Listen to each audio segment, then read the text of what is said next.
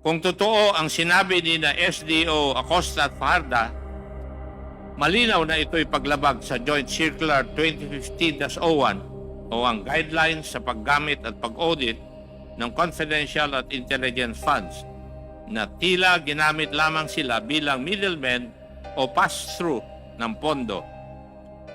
Nananatiling misteryoso at tago kung saan talaga napunta ang confidential funds. Isang butas sa guidelines na dapat tugunan sa pamamagitan ng batas. Mula sa Davao City na lumaki noong siya ay mayor hanggang sa mas malalaking pondo ng mapas sa kamay niya bilang Vice President at DepEd Secretary, nakakapagtaka rin ang obsession ni Vice President Sara sa confidential funds. Marahil ito'y dahil sa kalakip ng opacity at antas ng secrecy sa pag-disburse ng mga confidential funds na tila nagiging daan upang ito'y abusuhin ng walang accountability.